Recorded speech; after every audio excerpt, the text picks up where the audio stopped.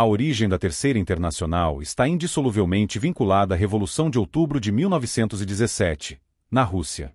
Foi fundada em março de 1919, em uma reunião em Moscou, na qual, e foram os russos presentes, a maior parte dos delegados representava partidos socialistas e comunistas existentes apenas no papel ou que haviam sido criados especialmente para aquele momento. O Partido Comunista Francês, que ainda não existia, foi representado pelo seu único militante, um francês radicado em Moscou.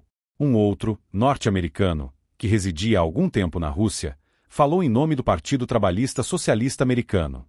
Christian Rakovsky, militante do Partido Bolchevique na Ucrânia, por ser búlgaro de nascimento e ser cidadão romeno, representou a Federação Revolucionária Balcânica. No caso da Polônia, a fraude foi maior. Foi representada por um Schlicht, segundo homem dentro da hierarquia da Checa, Comissão Extraordinária de Combate à Contra-Revolução e à Sabotagem, sucessora da Ucrânia czarista, atual KGB. Resumindo, a Terceira Internacional foi fundada por 9 pessoas que representavam a si próprias. Isso não preocupou Lenin, pois a fração bolchevique, que então detinha o poder, não fora também criada, em 1903, por apenas 20 militantes. E o Pozdri não fora criado em 1898 também por 9 pessoas. O Cominter, o Movimento Comunista Internacional, estava, assim, criado. As teses de Lenin, lidas na primeira reunião da Terceira Internacional, rejeitavam o falso socialismo da Segunda Internacional e definiam como principal tarefa a conquista da maioria nos sovietes nos países onde o poder soviético não tem ainda prevalecido. Dessa forma, o padrão russo era oferecido ao mundo inteiro, muito embora, naquela época, essa fraseologia fosse ininteligível nos demais países. Onde já houvera organização de sovietes, a não ser na Rússia. Em seu livro Esquerdismo, Doença Infantil do Comunismo, Lenin argumentou que os comunistas não deviam ser dogmáticos, mas maleáveis. Não podiam refugar as oportunidades que o Estado capitalista oferecia através de suas liberdades democráticas.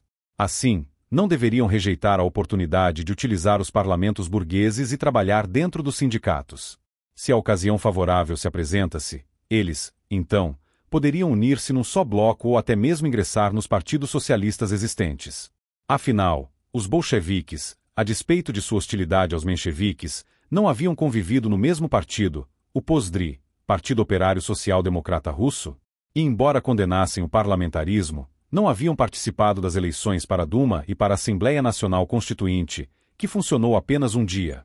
O segundo Congresso da Terceira Internacional, em julho de 1920, estipulou 21 condições para a admissão de partidos estrangeiros. Recordaremos apenas 3 dessas condições. A primeira referia-se à imprensa comunista, que deveria estigmatizar sistematicamente sem rodeios não apenas a burguesia, mas seus colaboradores, os reformistas de todos os matizes. A quinta condição exigia solenemente dos comunistas de todos os países desempenhar as tarefas de propaganda nas áreas rurais, utilizando os trabalhadores revolucionários que tivessem ligações com as aldeias. Essa condição é ilustrativa da insensível transposição das condições peculiares da Rússia para outras sociedades, e invoca a imagem de um trabalhador comunista de Nova York ou Londres batendo a porta de uma cabana de camponeses de Iowa ou Norfolk, a fim de incitá-los contra os donos das terras e contra o governo.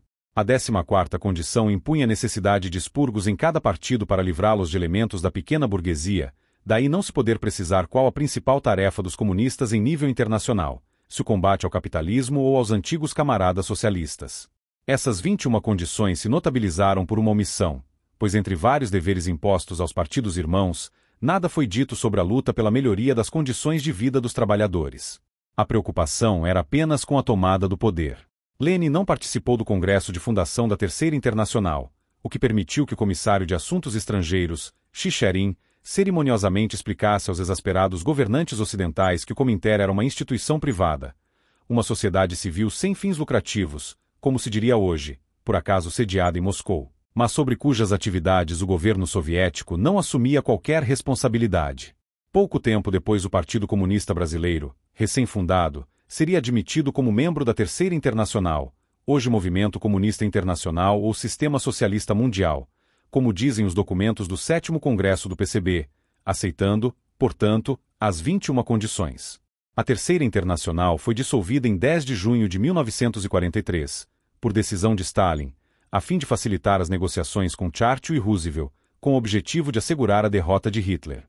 Em 28 de maio de 1943, Em entrevista à agência Reuters, em Moscou, Stalin já se havia referido à dissolução da Terceira Internacional, a fim de responder às calúnias de que Moscou imiscui-se na vida de outras nações para bolchevizá-las.